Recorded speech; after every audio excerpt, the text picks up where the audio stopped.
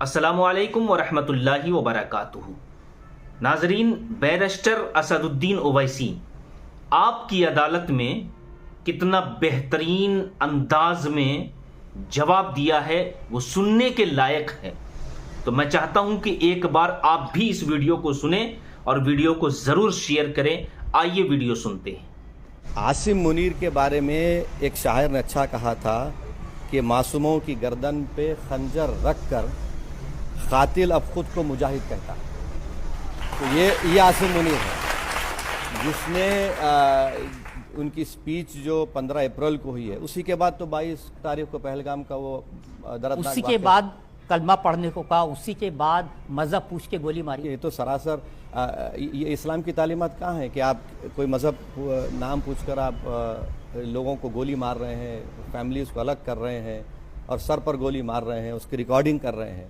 तो ये तो अपनी तमाम नाकामियों को और अपनी सुप्रीमेसी को बरकरार रखने के लिए, और इन लोगों का एक ही मकसद है। मैं आज भी कह रहा हूँ कि ये भारत को चैन से रहने नहीं देंगे। ये इनका मकसद डिस्टेबलाइज करना है, यहाँ पर और डिफरेंसेस पैदा करना है सोसाइटी में। इसीलिए उनका वही असल एजेंडा वही है उनका। डोनाल्ड ट्रंप ने 16 बार कह दिया कि मैंने हिंदुस्तान को डरा दिया, झुका दिया, मैंने ट्रेड डील की धमकी दी, इसलिए हिंदुस्तान ने वॉर रोक दी। नहीं, पहले तो डोनाल्ड ट्रंप को नॉलेज बराबर नहीं है। तो मैं इतने हफ्ते से बड़ा एहतियात से बोल रहा था, क्योंकि यूएस से हमारा एक स्ट्रेटेजिक रिलेशनशिप है।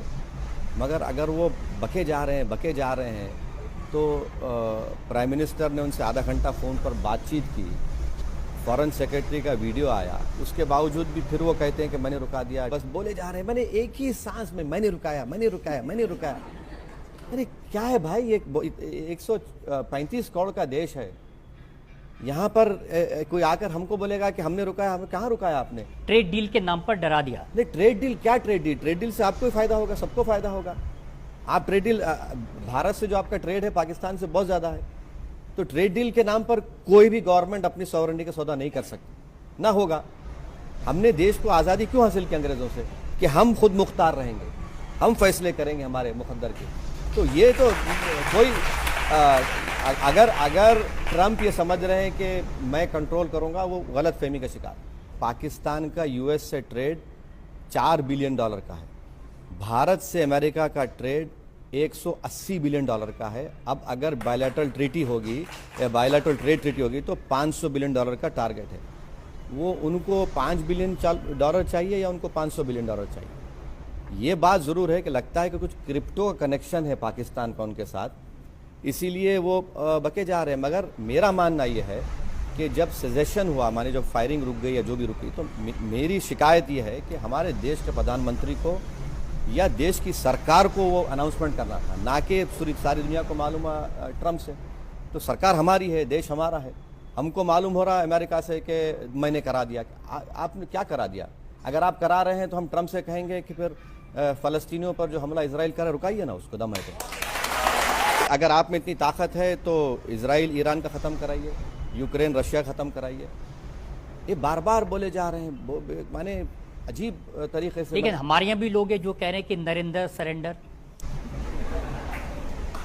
नहीं। अब वो पार्टी के नेता बड़े हैं, उनकी पार्टी में काबिल लोग हैं।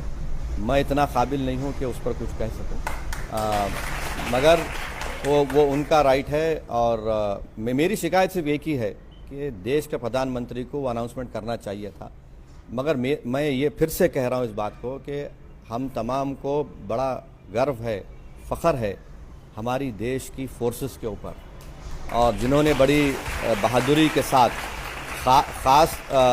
ख़ास तौर से 9 या 8 की रात को गुजरात का जो पाकिस्तान का बॉर्डर है, राजस्थान का जो पाकिस्तान का बॉर्डर है, जम्मू, पंजाब, कश्मीर, पाकिस्तान ने अपनी पूरी तवानाई लगा दी वहाँ पर, और हमारी सेनाओं ने, हमारे एयर डिफेंस सिस्टम ने बेइंतहा बेहतरीन तरीके से उसका रोक दिया उसको। तो मुझे बहुत फ़ख्र है और हमेशा रहेगा। अब ये पॉलिटिकल स्टेटमेंट्स जो दिए जा रहे हैं वो गवर्नमेंट और वो दूसरे लोग देख लें, मगर जहाँ तक मेरा मानना है, अगर पाकिस्तान दोबारा हिमाकत करेगा तो मुझे लगता है कि बहुत ही ख़तरनाक जवाब मिलेगा।